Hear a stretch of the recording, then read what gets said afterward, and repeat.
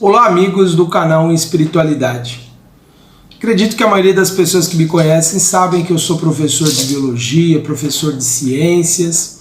Uma situação muito comum que ocorre nas aulas é quando chega o tema Deus, religião, espiritualidade, e os alunos ficam surpresos em pensar que um professor da área de ciências acredita em Deus, acredita em vida espiritual, porque muitos até perguntam: e você, professor, acredita no quê? E aí eu explico a minha crença, explico para eles que essa aparente incompatibilidade entre ciência e religião decorre de um mal-entendido, de uma incapacidade nossa de entender que há diferentes formas de explicar o mundo, que nem sempre a gente consegue, pela ciência, explicar determinados fenômenos, assim como a religião muitas vezes é insuficiente para explicar uma série de acontecimentos que ocorrem no mundo espiritual.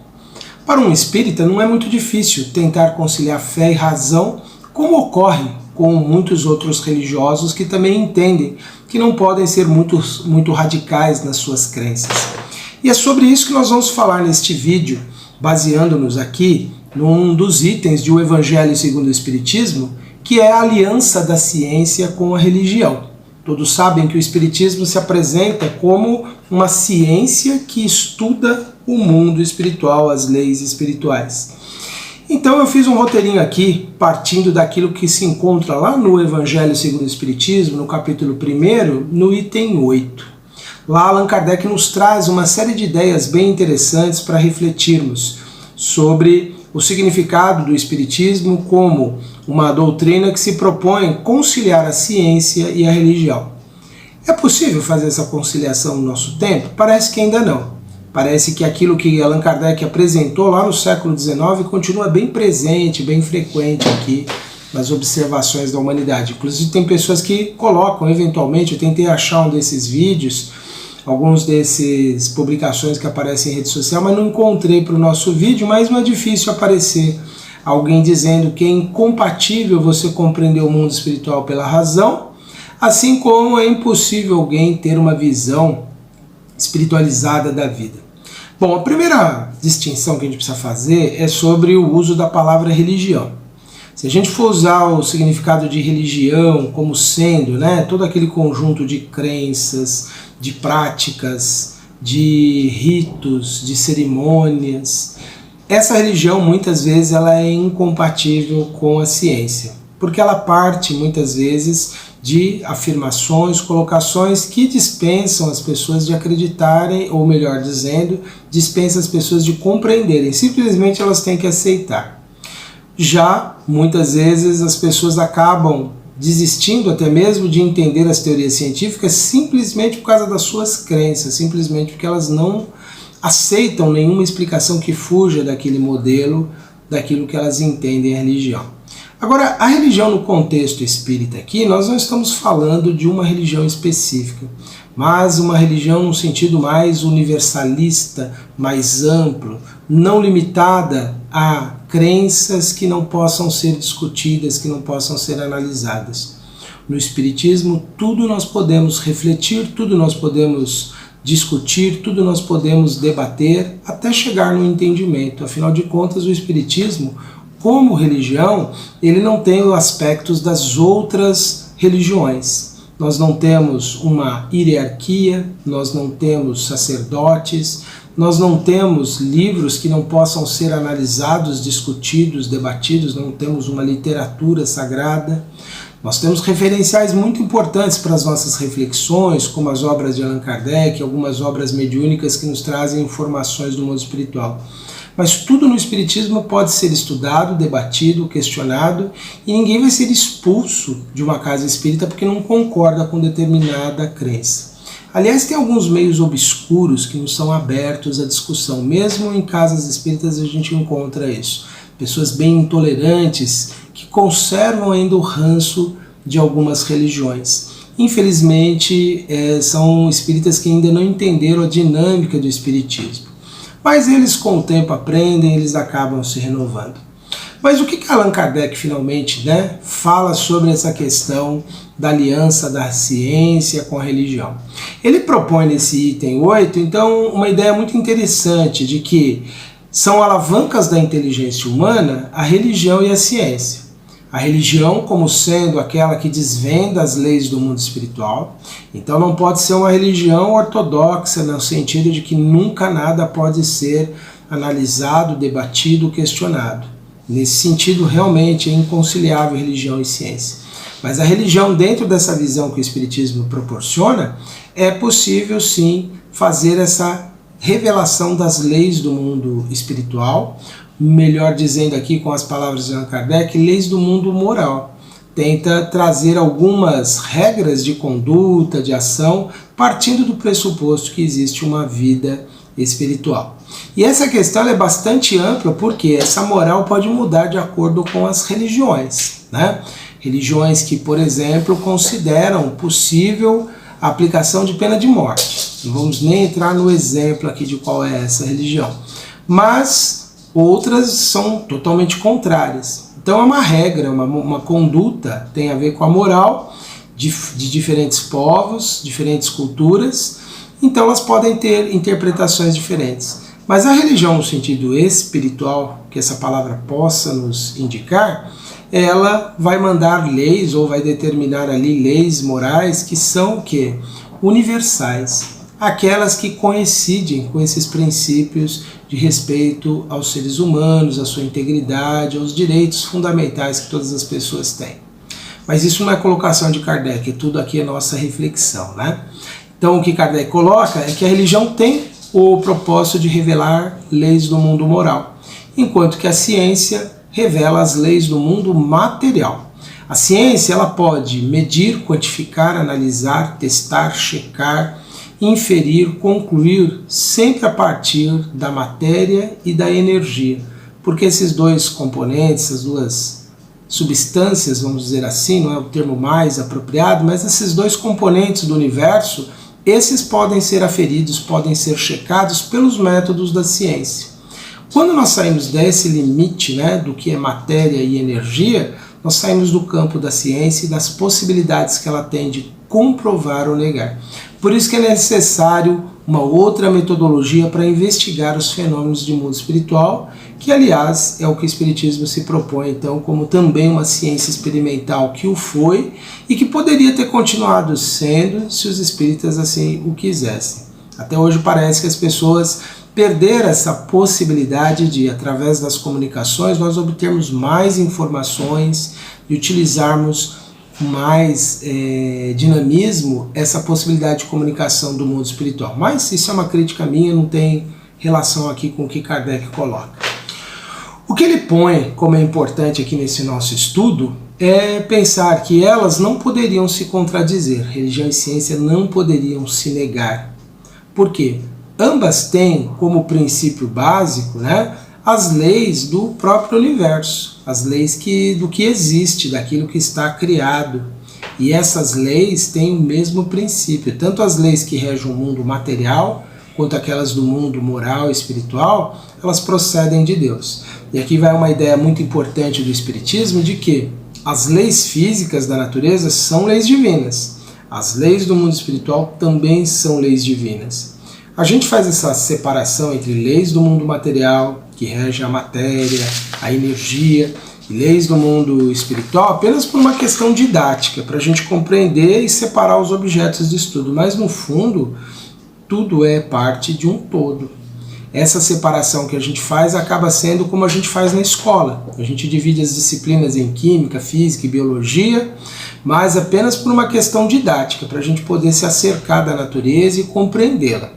Porque no fundo tudo é todo, parte de um único grande sistema que é esse que nós temos, que é o nosso planeta, o nosso sistema solar, o universo e por aí vai.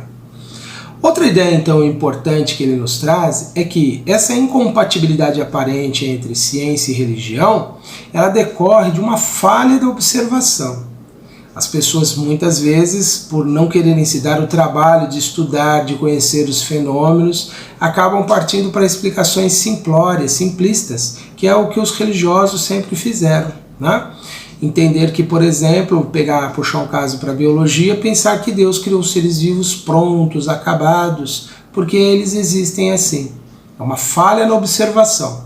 quando grandes estudiosos viram que há uma mudança nos seres vivos ao longo do tempo, que é o que chama de evolução biológica.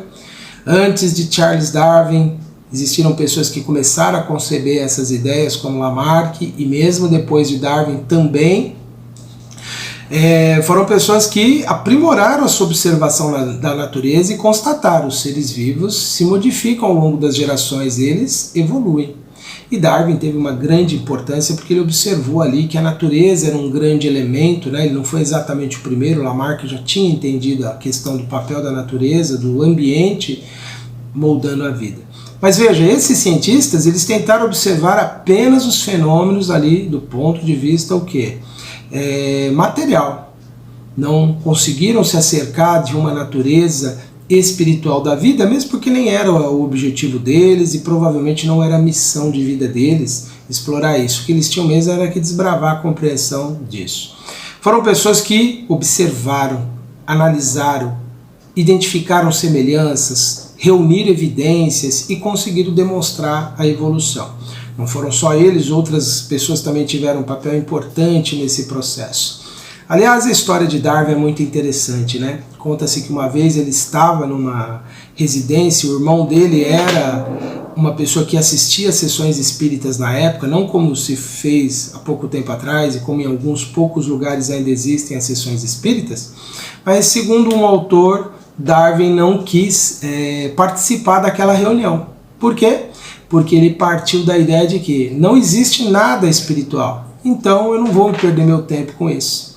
Ele caiu naquela atitude daquelas pessoas que, por conceberem previamente uma ideia, a repelem sumariamente.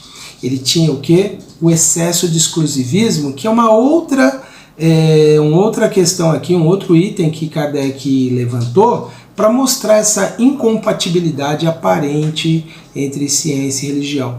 Essa ideia de que eu tenho uma opinião formada, eu já acho que as coisas são assim, não me interessa um ponto de vista diferente. Se eu não acredito em nada espiritual, nenhuma explicação de natureza espiritual pode me ser dada. Então isso é o exemplo do exclusivismo. A pessoa que não quer ver a coisa sob outro ângulo, sobre outro ponto de vista. E isso é o que torna incompatível, aparentemente, ciência e religião. Porque as pessoas não saem dos seus campos de trabalho, da sua abordagem, da sua metodologia. Aliás, ele perdeu um fenômeno que se manifestou provavelmente naquela sessão, né? E ele preferiu ficar dormindo no andar de cima da casa. Ele não deve ser também por nós considerado assim alguém obscuro, porque Darwin teve uma missão extraordinária, foi um ser humano que passou por provas muito difíceis com a perda dos seus filhos e muito provavelmente ele se desencantou com a ideia da religião, porque as religiões naquele tempo, né, eram muito sectárias, não falavam de uma forma mais fraterna, eram muito exclusivistas, eram também muito cegas na forma de abordar os problemas, e simplesmente dizer a alguém que perde seu ente querido, né, é a vontade de Deus, fica difícil para uma pessoa mais racional aceitar, porque Deus quis que meus filhos morressem. Então isso repugna a razão, sendo que já era conhecido na época, né, a existência de fatores que poderiam levar facilmente as pessoas à morte, como as causas das doenças e por aí vai. Então para ele não foi muito fácil, porque ele vivia num ambiente religioso que não era aberto a explicações mais racionais, que atendessem à sua inteligência. Aliás, nós devemos muito a esses espíritos missionários da ciência. Embora incompletos na sua forma de analisar o mundo, eles foram extremamente importantes para o avanço e o progresso da humanidade. Que ele encontre muita paz e muita serenidade onde ele estiver esse espírito hoje. Bom, aqui esse conflito então, que existe entre a religião e a ciência, é o que levou à incredulidade e à intolerância. E temos que trazer também como um elemento que criou essa indisposição da ciência com a religião, a forma opressiva como os religiosos trataram as pessoas em algum tempo anterior a esse que nós falamos aqui do século XIX, em que as pessoas que tinham ideias diferentes eram perseguidas, eram mortas, eram obrigadas a se retratarem publicamente dizendo que tinham escrevido era tudo errado, porque contrariava os princípios religiosos que estavam estabelecidos, ou pelo menos aquilo que as autoridades religiosas achavam que tinha que ser o certo. Então isso criou nas pessoas que passaram a ter uma independência de pensamento e a possibilidade de expressá-lo livremente, levou eles a uma reação contrária, né, de rejeição sumária a tudo que fosse de natureza religiosa. Mas Kardec coloca que no século XIX eram os tempos chegados de que uma grande revelação espiritual viria para a humanidade para aclarar, mostrar o quanto os ensinamentos de Jesus eram fundamentais, eram importantes. E que aquele véu que intencionalmente tinha sido colocado sobre alguns ensinos de Jesus estava sendo levantado, ou seja, estavam revelando as realidades espirituais, estava revelando ali aquilo que precisava emergir naquele tempo. Por exemplo, elementos como uma compreensão mais ampla do que é a casa de Deus, né? Vamos falar disso num capítulo aí próximo. O que Jesus disse, que na casa do Pai há muitas moradas, não é? O que era isso? É exatamente o universo e os mundos infindáveis que existem nesse universo. Essas são as moradas, assim como as outras dimensões espirituais que nós podemos habitar após a morte. Então esses elementos todos eram, naquele momento, o momento certo para que fossem revelados, trazidos à tona, fossem esclarecidos, né? E a ciência, para que ela possa acompanhar esse avanço da humanidade que vem se desenvolvendo desde a época de Jesus e que vem até os nossos dias aí como num parto muito difícil, né? Que vem tendo muitas dores ainda para que ele ocorra, ela precisa deixar de ser exclusivista, precisa deixar de ser materialista, conceber que há outras possibilidades de existência além dessa material que nós temos. Aliás, há tímidos progressos, né? Há tímidas constatações, e muitos cientistas hoje são suficientemente humildes de dizer, olha, fora do meu campo de estudo eu não posso opinar nem falar sobre nada. Fora a matéria e a energia, eu sei o que qualquer pessoa sabe, né? Bom, e a religião, ela é talvez a mais necessitada hoje de fazer a sua revisão, o seu reposicionamento, reconhecendo que há muitas influências do mundo espiritual, que há muitos ascendentes espirituais sobre a vida material, mas a matéria também existe. Ela é demonstrável como uma realidade concreta e ela é passível de leis também que muitas vezes foram ignoradas, que muitas vezes foram menosprezadas, porque partiam-se apenas dos ensinamentos que essas religiões traziam. Então é necessário que a religião reconheça que existem leis que são orgânicas, são da matéria, são leis imutáveis da natureza, que também são divinas, que também não tem nada, não existe o sobrenatural. Existe uma natureza desconhecida, mas o sobrenatural é uma ilusão que nós tivemos por um tempo, né? De imaginar que algo é milagroso, algo é sobrenatural. Na verdade é porque nós não entendemos esses fenômenos. E ambas, dentro dessa visão que Kardec traz nesse item 8, devem se apoiar, elas devem se unir justamente para que o conhecimento do mundo espiritual possa se tornar mais evidente. Mas nesse campo há muito cuidado que nós temos que ter, porque são áreas que devem se manter independentes, onde uma não determine o que a outra estuda, nem com os métodos que vai usar. Mas elas precisam dialogar. Precisam os cientistas e os especialistas em religiões, teólogos e estudiosos diversos, precisam se dialogar para reconhecer, né, que nós só conseguimos, pelas nossas abordagens aqui no mundo, as nossas disciplinas, as nossas ciências, os nossos estudos, nós só conseguimos nos acercar parcialmente dessa grande realidade. E que nós precisamos avançar muito nesse estudo mais sistematizado, mais detalhado sobre a nossa realidade, sobre aquilo que é a nossa existência. Kardec propõe que naquele século XIX estava se desenvolvendo uma revolução moral e que o conhecimento das leis do mundo espiritual seria um elemento fundamental que nos ajudaria a conhecer, a entender como as leis materiais e as leis espirituais interferem ou juntas atuam para produzir a realidade que nós conhecemos. Ele coloca que essa revelação, né, moral que se operava naquela época fazia parte mesmo de um programa divino de elevação, de progresso humano. Parece que nós aqui no início do século XXI, nós já estamos quase completando um quarto desse século XXI, ainda não alcançamos isso ainda. É um processo que começou no século XIX e muito provavelmente vai se arrastar lentamente. Por quê?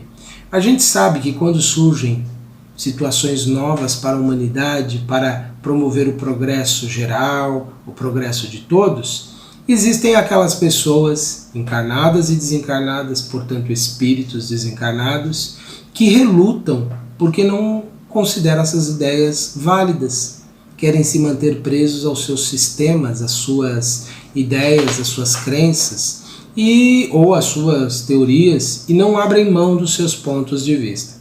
Quando são poderosos, como existem, tentam criar de tudo para barrar o progresso, tentam evitar a todo custo que as informações cheguem a mais pessoas. E nós vivemos numa época muito confusa mesmo, em que é muito difícil a gente, diante de tantas informações que nós recebemos, através de meios fantásticos que nós dispomos hoje, selecionar realmente aquilo que é verdadeiro e daquilo que não é. E existe muita confusão, muitas ideias errôneas que são muitas vezes propagadas como verdadeiras, e o que cabe a todos nós, como espíritas ou simpatizantes do espiritismo, ou uma simples pessoa que quer conhecer a realidade espiritual. Precisamos estudar mais, sistematicamente ler, debater, ouvir outras opiniões, conhecer mais e não ter pressa de chegar a nenhuma conclusão. Porque todos nós não temos como fugir da nossa própria realidade. Nós não temos como fugir da nossa existência espiritual. Tudo fará sentido em algum momento da nossa existência. Mesmo que ideias que nós estudamos numa época aparentemente entrem em conflito, elas poderão no futuro fazer parte de uma grande síntese que nós vamos elaborando em nossa experiência. Nós somos como estudantes que ainda não entendemos completamente a matéria. Estamos ainda nesse processo e, como estudantes, precisamos estudar. Eu convido então a todos para, nestes instantes, elevarmos o nosso pensamento a Deus, a inteligência suprema, a causa primeira de todas as coisas, que a tudo regula através de suas leis imutáveis, perfeitas, e que permite ao Espírito, sua criação, se movimentar no mundo material e espiritual e através dessas inumeráveis experiências adquirir conhecimento, sabedoria e compreensão da realidade. Pai de infinita misericórdia, nós agradecemos a bênção do conhecimento que nos ilumina, que nos ampara e nos abençoa. Que possamos, através de mais esforço, mais dedicação, nos aplicarmos mais no conhecimento das leis do mundo material e das leis do mundo espiritual. Que possamos nos tornar permanentes aprendizes dessa criação admirável que é o universo. E pedimos por todos nós, Senhor, vossos filhos, para que tenhamos paz em nossos corações, energia em nossas vidas para agirmos em conformidade com as leis sábias e soberanas que nos conduzem à existência. Que sejamos sábios no acatamento dos nossos deveres perante o próximo. Que sejamos diligentes na execução das nossas tarefas, dos nossos deveres, com a alegria e a consciência reta, Senhor. E por todos os que nos ouvem, nos acompanham e que um dia também ouvirão essas palavras, Senhor. Sabemos que o tempo é uma abstração nossa aqui no mundo material. Que para o Espírito não existe passado, nem presente, nem futuro. Apenas Ele é. Que sejamos todos nós abençoados em qualquer momento, Senhor. com a paz, a alegria, o bem-estar, o equilíbrio de todos nós. A nossa gratidão infinita, Senhor, por tudo. Que assim seja. Meus amigos, estas foram as nossas reflexões para este momento. Continue acompanhando a nossa programação aqui no canal Espiritualidade. Acompanhe também os nossos trabalhos aí nas redes sociais. E que todos tenham muita paz. Um grande abraço a todos e até a próxima.